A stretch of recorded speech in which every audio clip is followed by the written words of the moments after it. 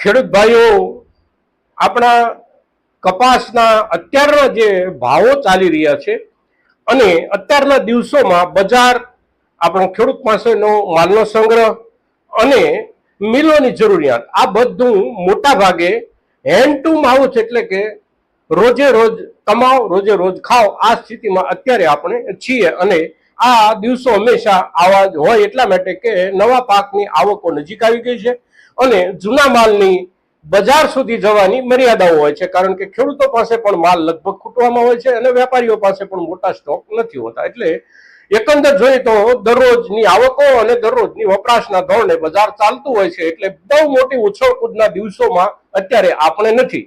સામાન્ય રૂપમાં જે પ્રમાણેના ભાવ એકંદર છેલ્લા ઘણા દિવસોથી ચાલી રહ્યા છે એ જ પ્રમાણે વાતાવરણ બનેલું છે. હવે નવા પાકના આંકડાઓના આધાર ઉપર નવી શક્યતાઓ બનતી જાય એવા સંજોગો ઊભા થઈ રહ્યા હોય છે. હવે અત્યારના સંજોગોમાં હમણાં લગભગ છેલ્લા અઠવાડિયા 10 કે 15 દિવસથી સમય પ્રમાણે, મોકા પ્રમાણે અમેરિકન આંકડાઓ ભારતનું ઉત્પાદન, દુનિયાના બીજા દેશોનું ઉત્પાદન અને વૈશ્વિક વેપારો, એક દેશથી બીજા દેશમાં નિકાસ, એક દેશની જરૂરિયાત બીજા દેશનો પુરવઠો, અને એને લઈને અમેરિકાનું USDA એટલે કે United states department of agriculture એટલે કે અમેરિકાનું ખેતીવાડી ખાતું જે આંકડાઓ આપે છે એ આંકડાઓની ચર્ચા અત્યારે વિશ્વભરમાં છે અને સૌથી વધારે આપણા ભારતમાં થઈ રહી છે. હવે આ જે થઈ રહ્યું છે એની સાથે શું જોડાયેલું હોય છે અને એની અસર આપણને કેટલી થઈ શકે, આપણા આંકડાઓની જ્યારે વાત આવે, આપણી આયાતની, નિકાસની, આપણી જરૂરિયાતની, આ બધી વાતો જે કંઈ આવી રહી છે USDA ના રિપોર્ટોના આધારે એના ઉપર આપણે ચર્ચા કરીએ છીએ આ વિડીયોમાં. તો આ વિડીયોમાં આપ સૌ મિત્રો બન્યા રહેજો. નમસ્કાર ખેડૂત મિત્રો, જય કિસાન, જય ભારત. ખેડૂત ભાઈઓ, અત્યારનું બજાર જે કાંઈ છે આપણું કપાસનું એ એકંદર 1200 રૂપિયાથી લઈ અને 1525 કે મહત્તમ 1550 રૂપિયા સુધી સારો માલ જઈ રહ્યો છે અને એ પ્રમાણે બજાર ચાલી રહ્યું છે લગભગ છેલ્લા ઘણા દિવસોથી.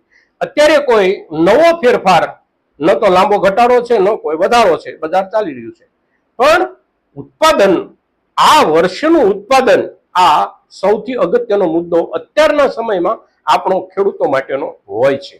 વાવેતરના જે આંકડાઓ, રાષ્ટ્રીય ચિત્ર જે કાંઈ છે અને આપણા ગુજરાતનું જે કાંઈ ચિત્ર છે એમાં ઘટાડો ખૂબ મોટા પ્રમાણમાં એકંદર ગણી શકીએ આપણે, કારણ કે ટકાવારીના હિસાબથી આપણે જોઈએ તો લગભગ 5%, 7% કે 8% સુધીનો ઘટાડો વાવેતરમાં જોવા મળી રહ્યો છે. હજી પણ વાવેતરના આંકડાઓમાં ફેરફારો થવાની શક્યતાઓ હોય છે અને વાવેલું જે કાંઈ આપણું છે એમાં પણ કોઈને કોઈ કારણોસર ઘટાડો થવાની પણ શક્યતાઓ હોય છે કુદરતના હુમલાઓના આધારે. પણ અત્યારની જે આપણી પાકની પરિસ્થિતિ છે, ખાસ કરીને આપણા ગુજરાત અને સૌરાષ્ટ્રની પાકની પરિસ્થિતિ ખૂબ સારી છે.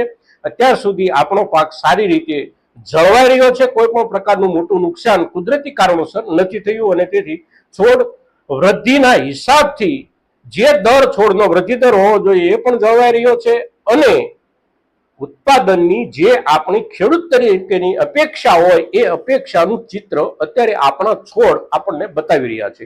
આપણે કોઈ પણ ખેતર કે વાડીમાં જઈએ એટલે આપણે જે અપેક્ષા રાખી હોય એની પાછળ જે પરિશ્રમ કર્યો હોય એ આંકડાઓ આપણને ઉત્પાદનના દેખાઈ રહ્યા છે.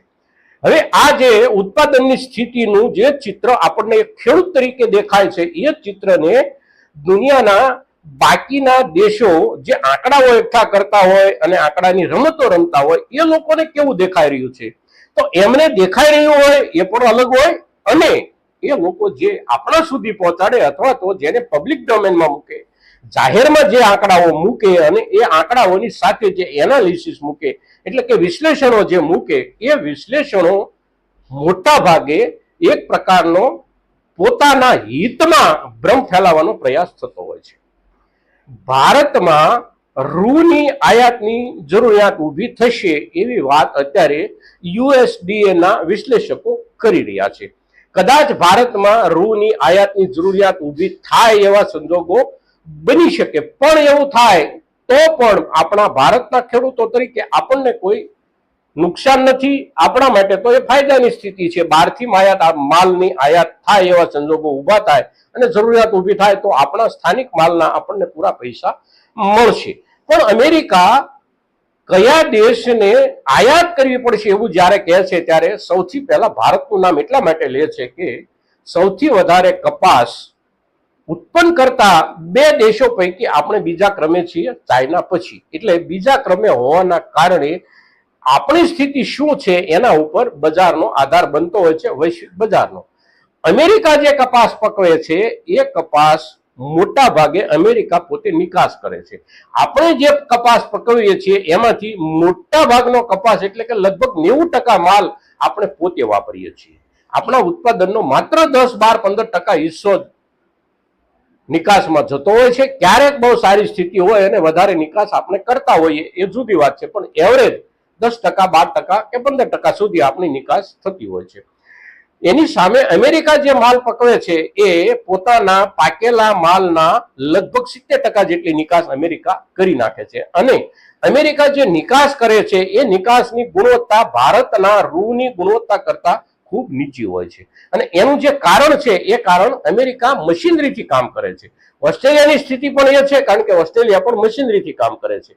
એટલે મશીનરીથી કામ કરે છે એટલે ત્યાં એકી સાથે કપાસ પૂરેપૂરો તરડી જાય એટલે એના ઉપર મશીન મૂકવામાં આવે. મશીન મૂકી અને એ કપાસને આમ આપણી ભાષામાં કહીએ તો આખો હરોડી લેવામાં આવે અને હરોડી લીધેલો જે જથ્થો છે એમાંથી કપાસ અને દાખલા આ બધું મશીનરીથી દૂર કરવામાં આવે અને એ પ્રક્રિયા જે છે એ પ્રક્રિયા દરમિયાન કપાસની ગુણવત્તા લગભગ તૂટી જતી હોય છે. જ્યારે આપણે ત્યાં સંપૂર્ણપણે હાથથી કપાસ વીણવાની કામગીરી ચાલતી હોય છે અને તેથી ગુણવત્તા ઉપર કોઈ અસર આપણા કપાસના વીણી દરમિયાન નથી થતી, વીણવા દરમિયાન નથી થતી અને એના કારણે આપણી ગુણવત્તા બની રહે છે. ગુણવત્તા બની રહેતી હોવાના કારણે બજારમાં જ્યાં જ્યાં સારી ક્વોલિટીની જરૂર હોય ત્યાં માત્ર ભારતીય રૂ ચાલે છે, દુનિયાનું બીજું કોઈ રૂ ચાલતું નથી. હવે એની જે અસર પડે છે એ અસર અમેરિકાએ ઉઠાવવી પડે છે. બ્રાઝિલ પણ છેલ્લા 3 વર્ષથી કપાસનો ખેડૂત બનવાનો પ્રયાસ કરી રહ્યો છે. ઓસ્ટ્રેલિયા પણ કપાસનો ખેડૂત બનવાનો પ્રયાસ કરી રહ્યો છે અને 3 વર્ષમાં આપણે જોઈએ તો એમનો 2 કે 3 ગણો વાવેતરનો વિસ્તાર એમણે વધારી દીધો છે. એટલે એમણે નવું બજાર ગોતવાનું છે, પોતાના દેશનો માલ એને બહાર મોકલવાનો છે. એમને ત્યાં સ્થાનિક કક્ષાએ પારંપરિક રીતે સુતરાઉ કાપડની વપરાશ બહુ ઓછી છે. આપણે ત્યાં સૌથી વધારે વપરાશ સુતરાઉ કાપડની છે. એટલે આપણું જે ઉત્પાદન છે એમાંથી 85% જેટલો 90% જેટલો માલ આપણે વાપરી નાખીએ છીએ. અને આ સંજોગોમાં અમેરિકા અત્યારથી પોતાનું પ્લેટફોર્મ, નિકાસ માટેનું પ્લેટફોર્મ જે તૈયાર કરવું છે એને એ પ્લેટફોર્મ તૈયાર કરવા માટે આ બધા આંકડાઓ આપણી સામે રજૂ કરી રહ્યું છે. આપણે જે આપણું વાવેતર છે એ વાવેતરના આધારે, એ છોડના આધારે ઉત્પાદન આપણને કેટલું મળશે આ અંદાજોના આધારે આપણે જ્યારે ચાલતા હોઈએ ત્યારે આગામી દિવસોમાં પણ બજાર જ્યારે નવો માલ આવે, નવા માલ આવવાની સ્થિરતા શરૂ થઈ જાય એટલે કે નવેમ્બર-ડિસેમ્બર મહિનો આવી જાય એટલે એકંદર આવકો કેટલી રહેશે, શું થશે, બજાર કેવું રહેશે, આનું સ્પષ્ટ ચિત્ર આપણી ખેડૂતોની સામે આવી જશે. અને ત્યાં સુધી કોઈ પણ પ્રકારના ઉતાવળિયા નિર્ણયમાં પડ્યા વિના આપણે કમસે કમ નવેમ્બર-ડિસેમ્બર મહિના સુધી બજારની રાહ જોવી રહી અને એ દિવસોમાં આપણે નવો નિર્ણય કરી શકીએ છીએ. જે વાવેતર આપણા છે એમાંથી જ્યાં પિયતની શક્યતા હોય ત્યાં આપણે કપાસની બદલીમાં બીજું શિયાળુ વાવેતર પણ કરી શકતા હોઈએ છીએ. પણ એ સંજોગો અને એનું જે ચિત્ર એના માટે અત્યારથી કોઈ પણ પ્રકારની ચિંતા, કોઈ પણ પ્રકારનું આયોજન કે કોઈ પણ પ્રકારના આંકડાઓથી પ્રભાવિત થયા વિના આપણે આપણું કામ કરતા રહેવાનું છે મિત્રો. તો આજના દિવસે અમેરિકા દ્વારા આંકડાઓના વિશ્લેષણ અને આંકડાઓની ચર્ચા જે આપણા સુધી પહોંચાડવાનો પ્રયાસ થાય છે એનાથી કોઈ પણ પ્રકારે પ્રભાવિત થયા વિના આપણા માલની, આપણા ઉછેરની, આપણા પાકની સંપૂર્ણ કાળજી કાયમ માટે આપણે જે રીતે રાખતા હોઈએ છીએ એ રીતે રાખતા રહીએ. અપેક્ષા સાથોસાથ આજે જે આપણે ચર્ચા કરીએ છીએ કપાસ ઉપર, આ ચર્ચા આપણા મહત્તમ ખેડૂતો સુધી પહોંચે એ કામગીરી પણ આપ સૌ કરશો એવી આપને વિનંતી સાથે જય કિસાન, જય ભારત.